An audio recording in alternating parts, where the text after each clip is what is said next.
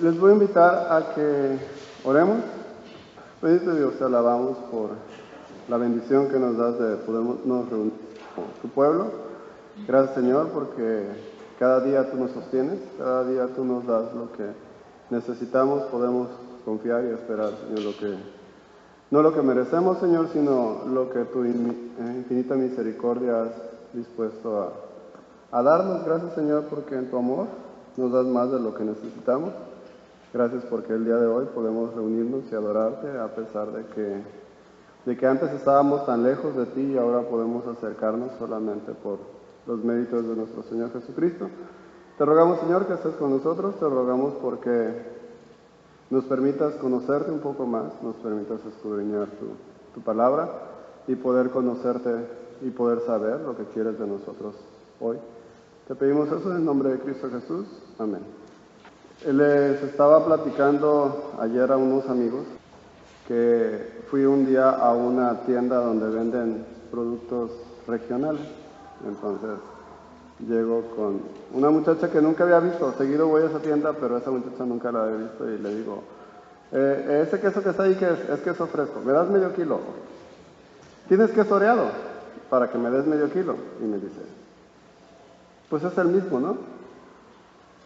No, no es el mismo. Sí, ese también es oreado. Y entonces, pues, la panza se me hizo así y me salió el orgullo chollero y le digo, ¿de dónde eres? Y me dice, de Guerrero, del estado de Guerrero. No, ese es queso fresco, aparte de ser queso oreado. Y me dice, pues para mí ese es oreado.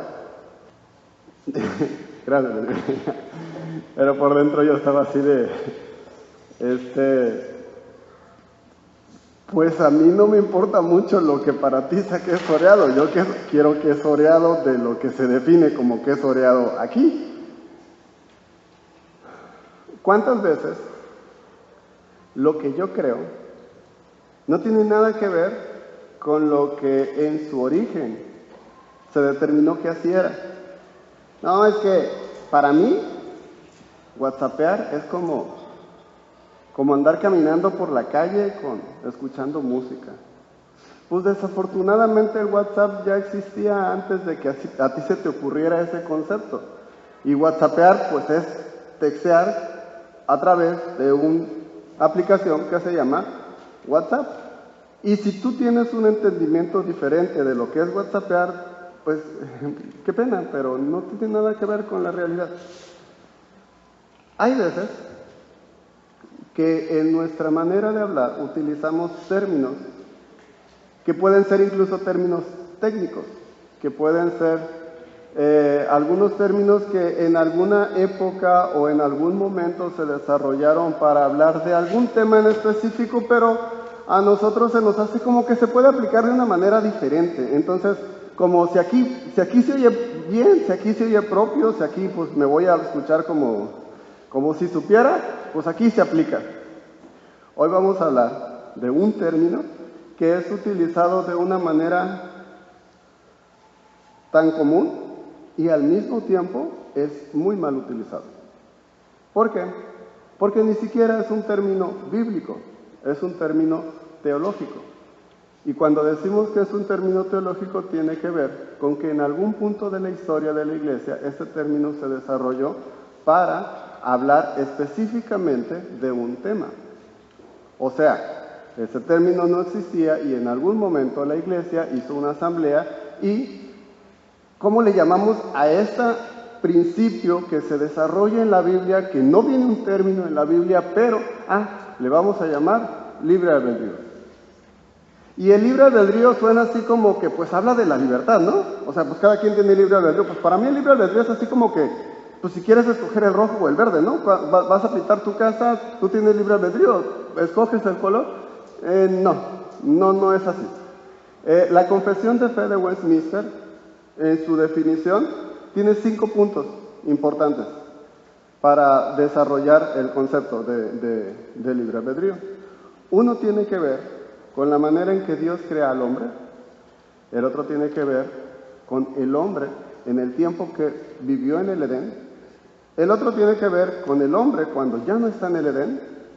El otro tiene que ver cuando el hombre conoce a Cristo, cuando Cristo se da a conocer al hombre. Y el último, cuando Cristo vuelva en gloria.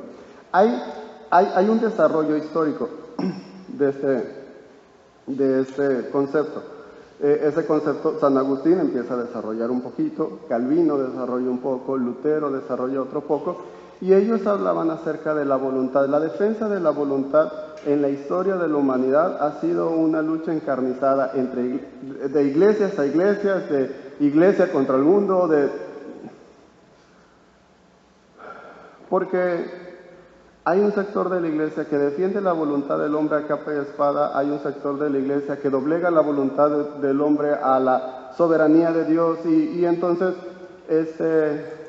Juan Calvino decía que la voluntad del hombre es aquello por lo cual determinaba hacer el bien o hacer el mal.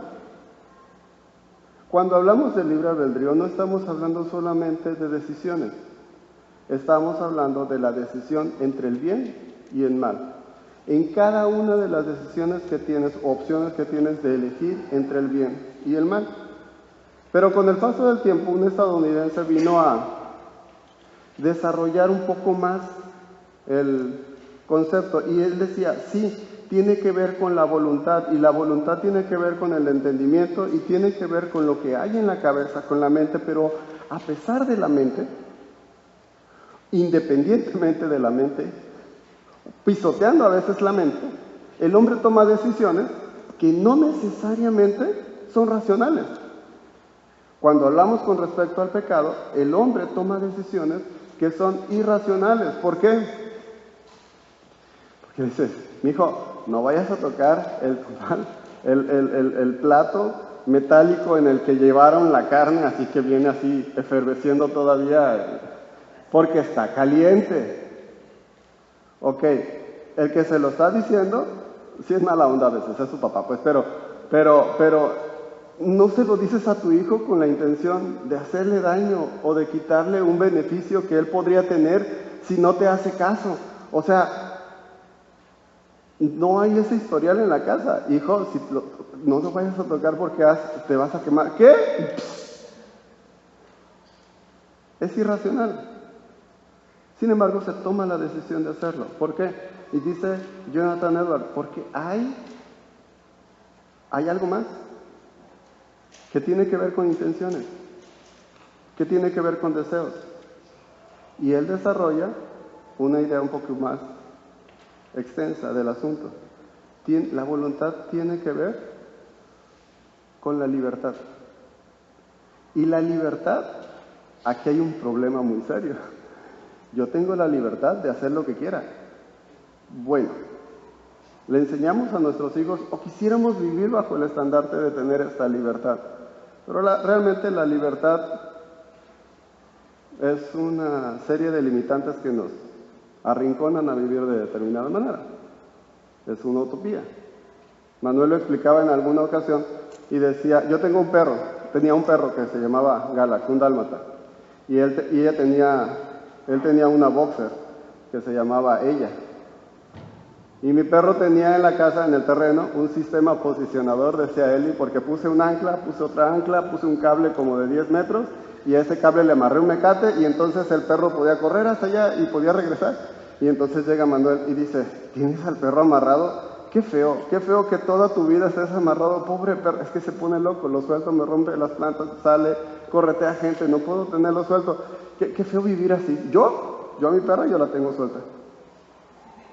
En un terreno de 4x8, pero está suelta, es libre. O sea, le abro la puerta de la cocina, la suelto en el terreno, le digo, tú haz lo que quieras en tus 24 metros cuadrados.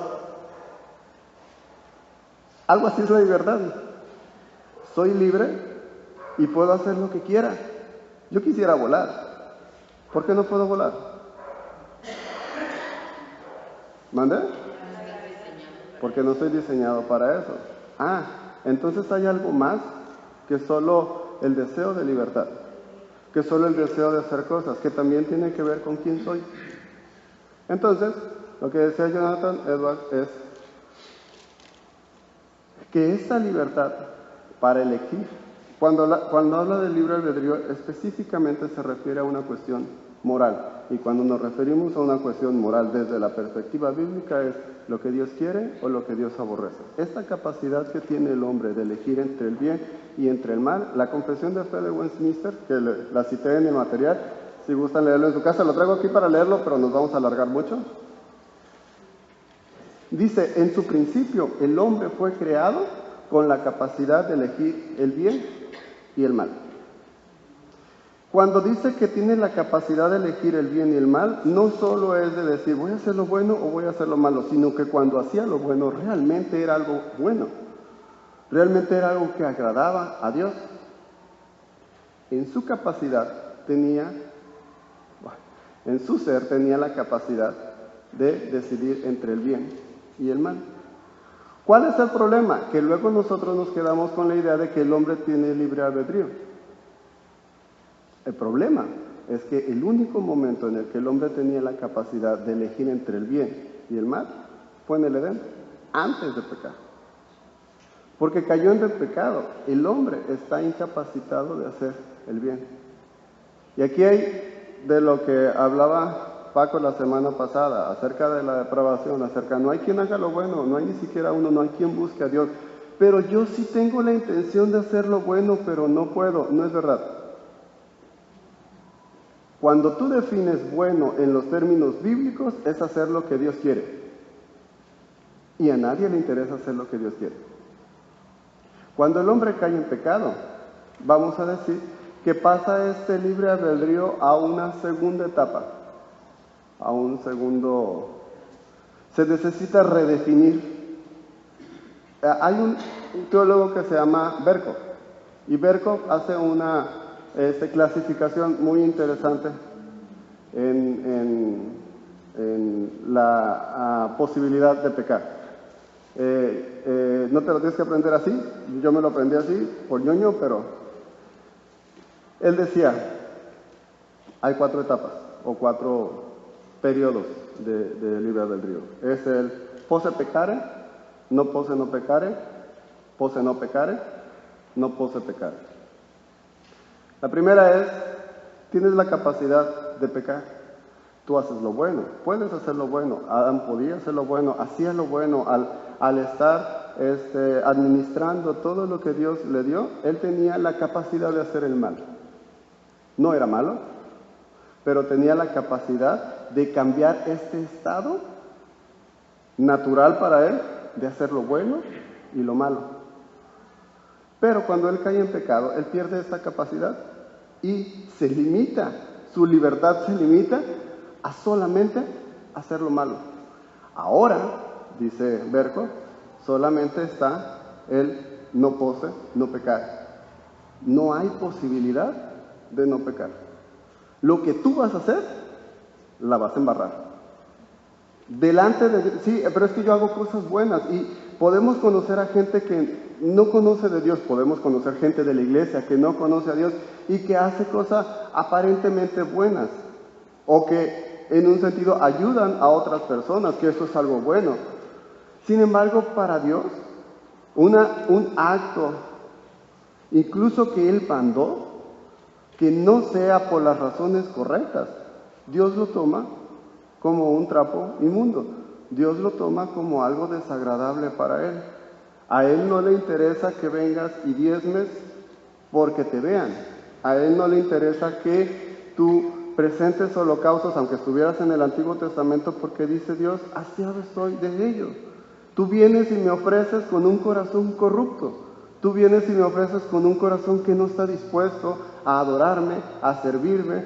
Todo lo que tú hagas, tus holocaustos, para mí es algo aborrecible. Tus buenas intenciones, tu hacer lo correcto, tu legalismo, Dios lo aborrece. En este sentido, el hombre está incapacitado para hacer el bien y está condenado y es libre dentro de su corrupción para hacer lo que él quiera, que es hacer el mal. Ese es el segundo, sí, dígame, Juan, perdón. La manzanita, cuando Dios le dice, si tú te comes de ese árbol, ¿te vas a morir?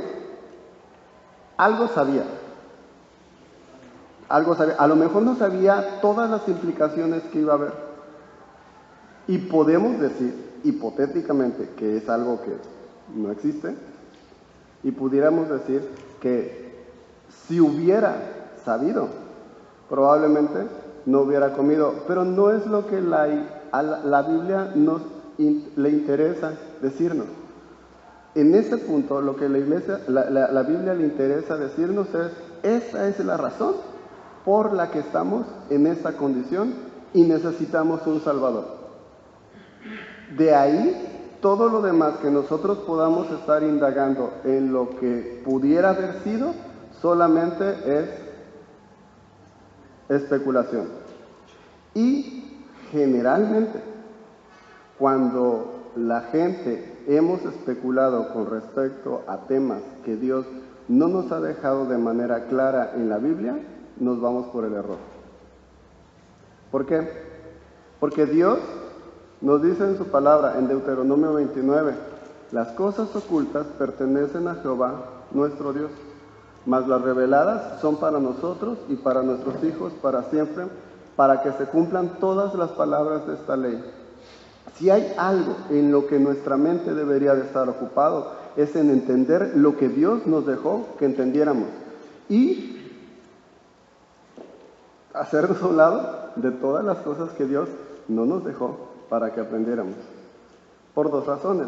Una es porque no vas a encontrar nada bueno o nada correcto o todo fuera de la verdad. Y la otra, porque el tiempo que utilices en estar indagando en cosas que no tenemos que indagar nos van a... No nos van a permitir enfocarnos en las cosas que sí nos tenemos que estar enfocando, que son las que Dios nos reveló. Pero a final de cuentas, Adán, en un sentido muy amplio, sí sabía. No sabía todas las implicaciones que iba a haber. Nomás que si iba a morir, sí sabía.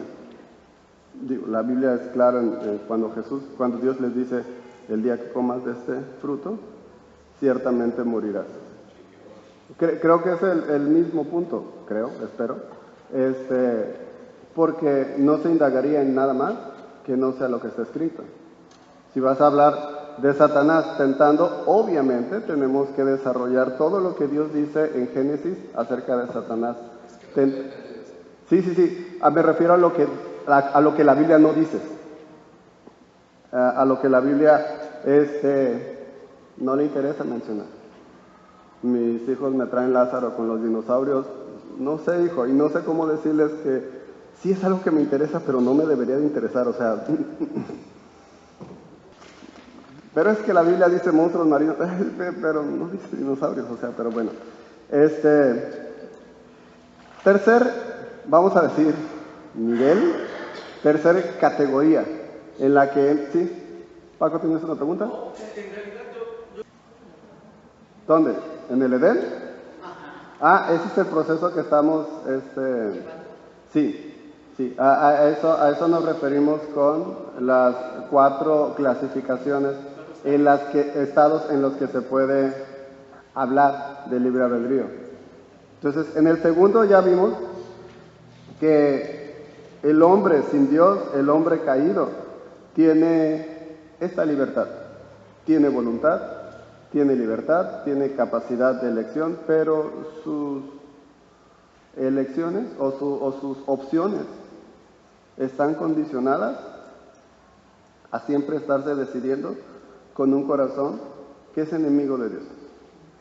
Por lo tanto, salen cosas buenas, podríamos decir, ante nuestros propios ojos. ¿Por qué? Porque es alguien que ayuda a los pobres, es alguien que atiende a los niños desamparados, es alguien que lleva un camión de víveres para los que están sufriendo por el huracán o por el terremoto.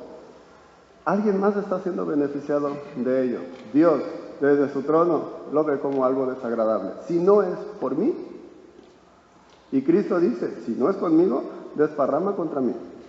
¿Por qué? Porque hay intenciones por las cuales nosotros podemos hacer las cosas aparentemente buenas y que no necesariamente tienen que ver con Dios y que tiene que ver con una gloria personal y que tiene que ver con que así me educaron y mi mamá, si no hago esto me va a romper. Entonces Yo hago estas cosas porque me gusta hacerlas.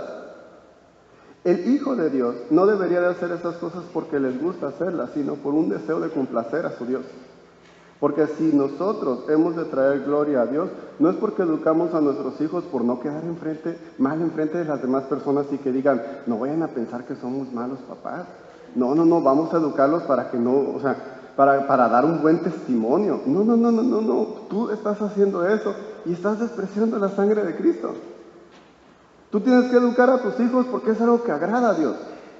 Tú tienes que tener una comunión con Dios de tal manera que lo que Dios te pide para ti sea un deleite, aunque a veces sea una lucha encarnizada con tus deseos. Así es que pasamos a este siguiente, ¿qué dijiste? El número, los 4 estados, 9 categorías. Es el estado, que es cuando el hombre conoce a Dios, o Dios se da a conocer al hombre. Cristo interviene en la historia, en una historia de tinieblas, en una historia en donde había muerte y destrucción, en una historia en donde los protagonistas eran enemigos de Dios. Cristo los hace amigos de Dios. Cristo trae luz a su vida y cambia esta condición. El hombre sigue teniendo libertad, pero ahora en esa libertad hay luz. Pero ahora en esa libertad hay esperanza y hay la capacidad de hacer el bien. Y hay la capacidad de que las cosas que hagas las puedes hacer ahora para la gloria de Dios. Eso es lo que decía Berkov con ahora estamos en el pose no pecare. Ahora podemos no pecar, ahora podemos glorificar a Dios. Pero eso no se queda ahí. Y obviamente cuando nosotros podemos vernos en esta etapa o en este estado de libre albedrío, es una bendición que nosotros no pudiéramos alcanzar por nosotros mismos. No está en nuestra capacidad como muertos darnos vida a nosotros mismos para poder agradar a Dios. No está en nuestra capacidad como enemigos decir, bueno, ya no juego al stop que declarábamos a nuestro peor enemigo a Dios, ya no, ahora yo juego del otro bando, yo soy amigo de Dios, voy a hacer un pacto con Dios. No, eso no se maneja así. Cristo es el que establece la relación entre Dios y el hombre. A partir de ese momento, el hombre puede glorificar a Dios, puede dejar de pecar. Obviamente, y ahí es donde brinca la liebre, porque cuando dices puede, quiere decir también que pues no puede, cuando no quiere. Porque está la otra parte en donde el Hijo de Dios tiene el poder en una relación perfecta con Dios y en una obra del Espíritu Santo, pero a veces vivimos como queremos. No nos vamos a meter mucho en eso. Pasamos al siguiente punto, que es en la redención. Cuando el hombre tiene toda la incapacidad de pecar. Cuando su libertad se limita a hacer lo bueno. Cuando la capacidad de caer ya no está. Cuando Cristo vuelve en gloria y nosotros seamos redimidos de una manera plena, cuando esa redención sea expuesta de una manera completa, cuando el Hijo de Dios pueda presentarse delante de Él en cuerpo, en todo su ser, y pueda darle gloria a Dios, en ese momento el hombre pierde toda la capacidad de pecar. Entonces, aquí el libre albedrío sería definido como ¿cómo voy a glorificar a Dios? Tengo 5 opciones en mi toma de decisiones y las 5 me permiten glorificarle. ¿Por qué? Porque es la capacidad que tiene el hombre dentro de su libertad, dentro de su voluntad de hacer lo que a Dios le agrada. ¿Manda? Pose no pecare. Pose no pecare. Entonces, bueno, eso era así como la introducción. Es que de la clase anterior me habían quedado algunas cositas que a mí me hubiese gustado que más o menos tengamos una idea. En parte es porque me hace así la espalda cuando escucho a alguien que habla de, no, es que libre albedrío, y es más complejo de lo que, como vemos ahorita. O sea, para empezar, o sea, el libre albedrío, y dices, ¿en qué etapa estaba el hombre para poder saber a qué te refieres con el libre albedrío? Son 4, o sea, para empezar, ya si puedes definir una de ellas, o sea, hay tantas cosas en las que podemos complicarla ahí. Dejemos mejor este término para que se arreglen los teólogos. Si quieres hablar de libertad, habla de libertad. Si quieres hablar de qué color pintar tu casa, pues di libertad, no tienes que decir libre albedrío, mande. Hay 2 ironías históricas. Uno es Pelagio, que es el que de los primeros precursores de libre albedrío. Él fue quemado por la Iglesia Católica. Sin embargo, la Iglesia Católica se quedó con todos los principios de Pelagio.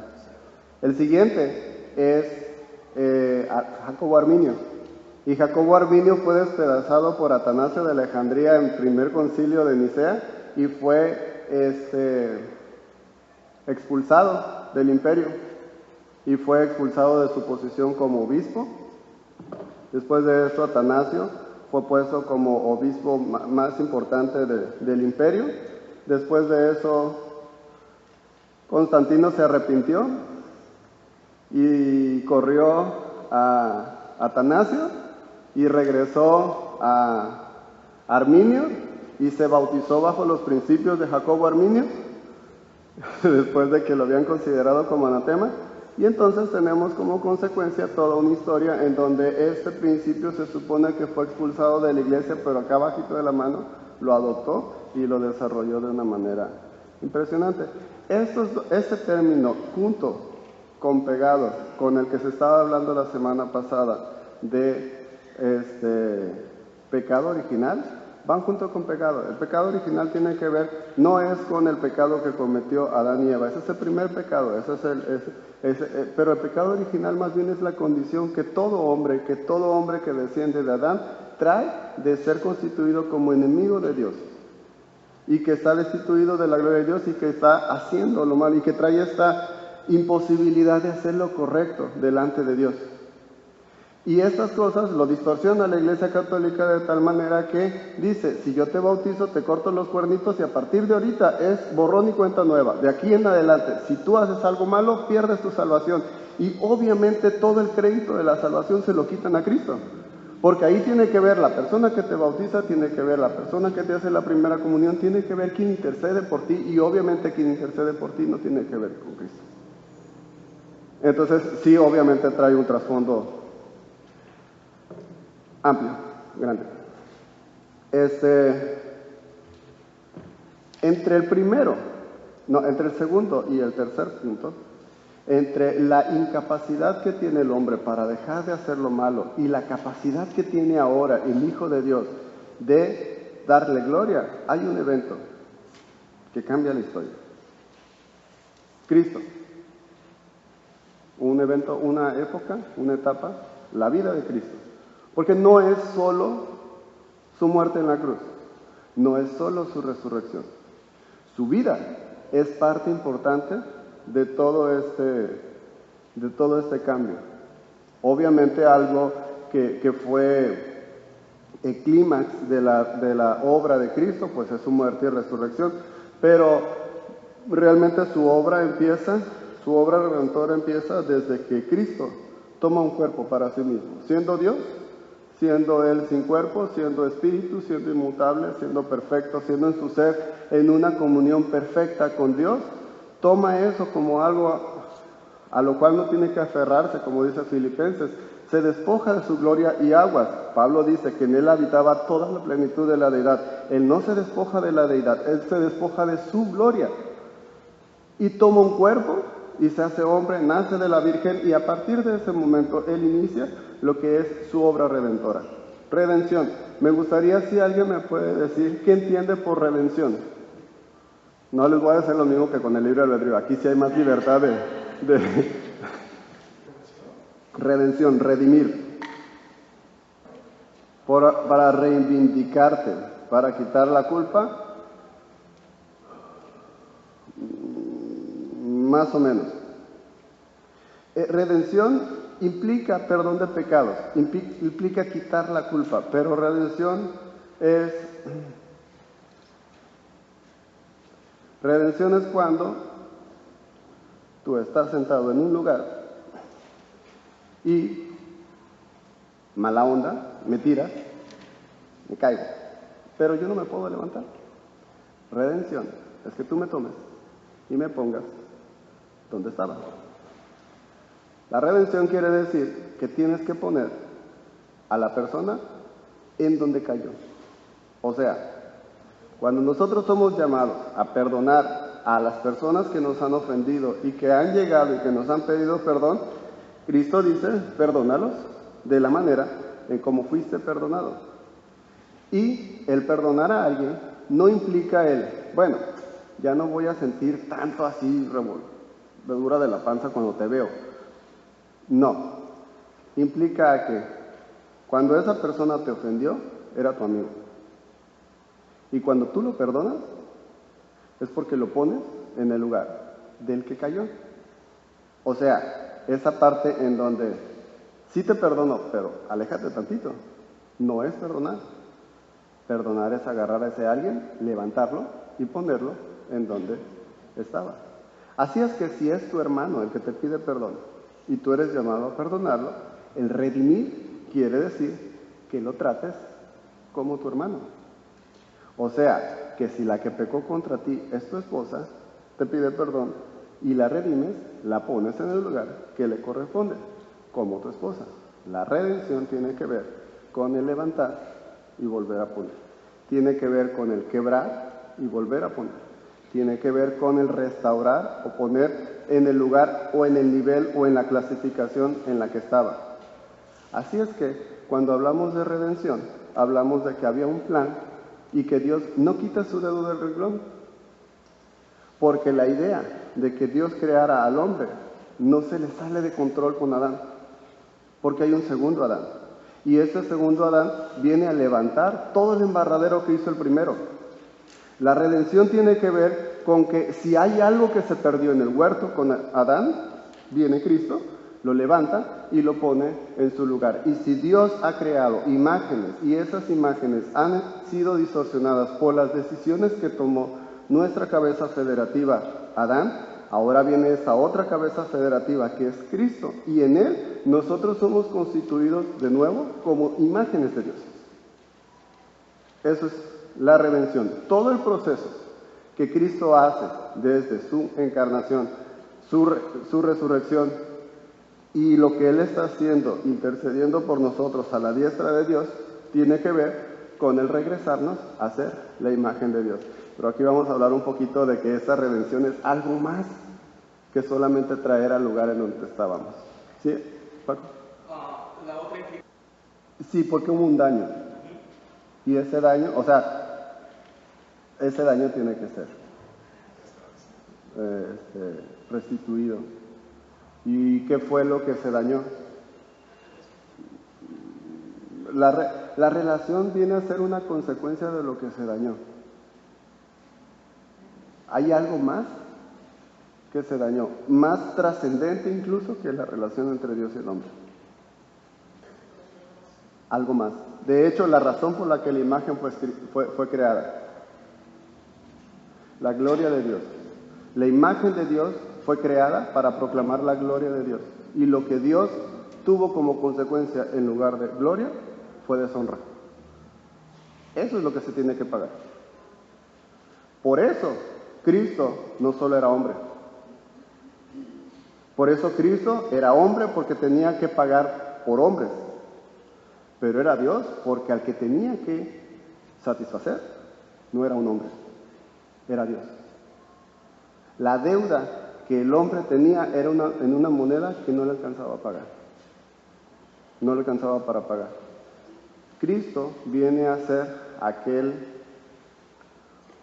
Es como cuando tienes todo un sistema de CPVC en tu casa, en un cuarto y en el otro tienes cobre, Y entonces cuando los quieres unir, pues el PVC y el cobre no es compatible, no se pegan igual. Uno es con fuego, el otro con soldadura, el otro es con pegamento. Hay una pieza que tiene CPVC y que tiene cobre. Y eso es lo que une los dos sistemas.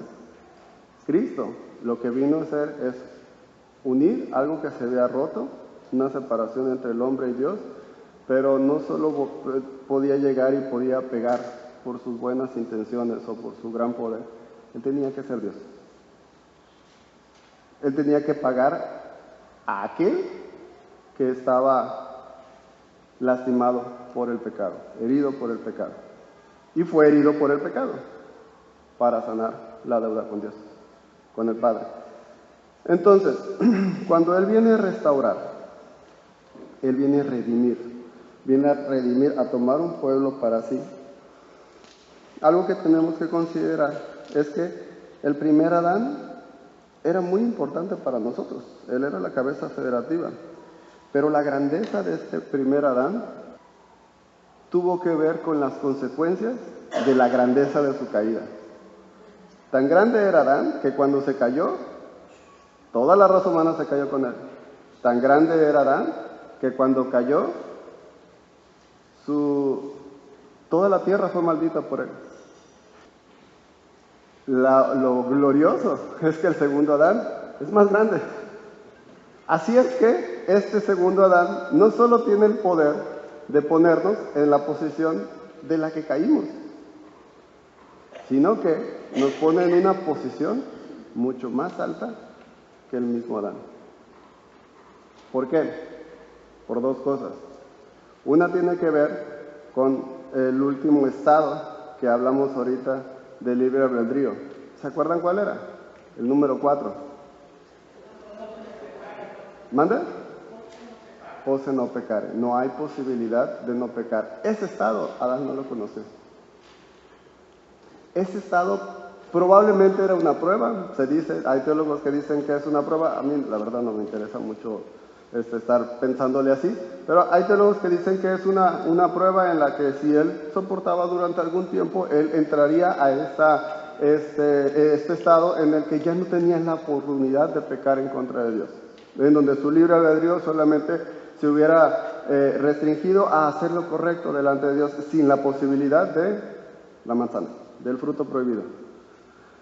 Nosotros tenemos la promesa y tenemos la garantía con el Espíritu Santo de que en esta redención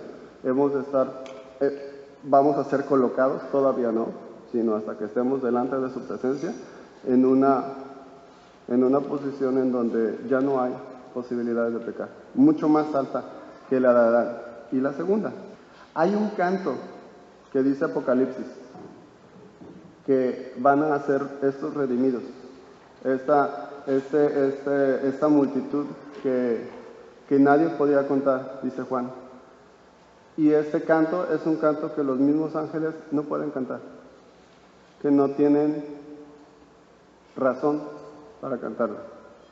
Nosotros no somos solamente creación de Dios, y no solo somos la corona de la creación de Dios en la tierra. El Salmo 8 dice, ¿quién es el hombre para que tengas de él memoria? Le hiciste poco menor que los ángeles y le coronaste de gloria y de honra. Y si hablamos de una cuestión de jerarquía en niveles, los ángeles están arriba de nosotros, pero cuando llegas a Apocalipsis te dice, hay algo que ellos no pueden cantar y que tú sí vas a cantar. Porque ellos pueden ser una creación maravillosa de Dios, pero ellos no valen la sangre del Hijo de Dios. Pero ellos no fueron redimidos por su Hijo. Entonces, eso no lo tenía Adán en un principio. Este nuevo Adán, este segundo Adán, tiene la capacidad de que su redención no nos deja en el nivel en donde estábamos con Adán, nos deja más arriba. Nos deja cantando un canto en donde le podemos dar gloria a Dios, no solo porque nos creó, no solo por su misericordia, no solo porque lo que ha hecho por nosotros, sino que si podemos adorar a Dios es porque su iglesia vale la sangre del Hijo de Dios. Aquí lo vamos a dejar. La próxima semana vamos a hablar un poco de la obra de Cristo, de lo que Cristo hizo. Hablamos un poquito ahorita de la antropología, de lo que concierne a la redención en el hombre. Hay mucho tema para esto, creo que vamos a tener que escoger lo que no vamos a decir, porque hay mucho para hablar de eso. Nada más vamos a hablar algunos temas. Creo que vamos a hablar acerca de la obra de Cristo, la persona de Cristo, y no sé qué más podemos desarrollar ahí. ¿Tenemos preguntas o dudas con respecto a lo que hemos visto hasta ahorita? Y me parece que a veces la idea del arminianismo puede estar impregnada en nuestra iglesia, porque a final de cuentas tiene principios que satisfacen un poco más el ego que el calvinismo, que cuando te lo enseñan y dices, ¿cuál eliges? Si prefieres elegir una en donde se exalte un poquito más tu opinión, y además, pues no todos llegamos a la iglesia sin saber algo. A veces venimos de otra iglesia y creo que sí está un poquito, de vez en cuando sí hay que depurar un poquito la información, de aclarar un poquito cuál es nuestro rumbo, porque el arminianismo lo que tiene es que coquetea bien ante un pueblo que aun cuando conoce a Dios es bastante seducible por enseñanzas que estimulen su egocentrismo. El arminio fue para el cristianismo lo que fue Pelagio que fue en el 1000 más o menos, para todo el catolicismo, que en ese tiempo pues no podemos decir, son los católicos, no, de ahí venimos, o sea, no estábamos tan desprendidos en esa época. ¿Algo más? Redención en corto. ¿Redención? ¿Traer de vuelta? O volver a unir. Es restaurar. El unir, pero la redención tiene que ver con regresar a la posición de origen. Y pagar por ello. Con todas las implicaciones que conlleve. No es solamente ya me caí, yo me levanto, ni siquiera uno puede hacer eso. Sí, sin embargo, hay un contexto histórico que también define la redención. Y cuando ya nos vamos al Antiguo Testamento, sí hay que ver en qué época se estaba, porque depende de la época y depende del escritor, sí cambiaba Por ejemplo, en el libro de Ruth se trata de la redención de Ruth. Y la redención de Ruth no tuvo que ver en una cuestión de salvación. La redención de Ruth tuvo que ver en una posición social en donde ella había perdido todo su derecho por cuanto era mujer, se muere su esposo, se mueren sus hijos, y a partir de ese momento, estábamos hablando de Noemí, de hecho la redención fue para Noemí. Ruth pierde todo su derecho, Noemí pierde todo su derecho, y hay un hombre que está interesado en esa mujer, que es Boaz. Y la historia se presenta como una cuestión entre que la vemos como que romántica, como que tierna, como que qué padre, que no sé qué, pero básicamente estaba hablando acerca de la redención. Dios está ejemplificando la vida del pueblo de Israel en la vida de una mujer que no tenía esperanza, que no tenía herencia, que no tenía derecho, que no tenía voz ni voto, y que vino alguien más, la toma, se casa con ella, y a partir de ese momento ella recibe la herencia no de voz, porque aquí no estaba hablando solamente de que ella fue redimida para vos, ella fue redimida porque ella había perdido a su esposo, que su esposo tenía propiedades y que ella no podía disponer de ella porque no le correspondía, a menos que alguien se hiciera cargo de ella. Eso, en ese contexto, era redención. Entonces, sí tiene que ver el contexto histórico también para ver de qué se trata. De hecho, el libro utiliza el término redención así un montón de veces. Y de que vos redime a Ruth, y no solo redime a Ruth, sino hasta a Noemí, a Naúm. Aprovechando que termine a tiempo, les invito, hermanos, al ratito, cuando les invite la persona que habla aquí enfrente, generalmente no se oye nada en el sonido a la hora del coffee break, ya no me voy a robar tiempo del coffee break. Si escuchan que alguien está en el sonido, seguramente los está invitando. Los invito a que se pasen, se sienten, venimos a adorar a Dios y el coffee break me parece que es un bono extra. No es la razón por la que venimos para adorar a Dios. Entonces, considera un poquito que esto también es una cuestión de respeto y orden. Y entonces, cuando te inviten, te invito a que no tienes que terminar de hablar y entonces empezar a... no, ya, al ratito hablamos. Les invito a que oremos.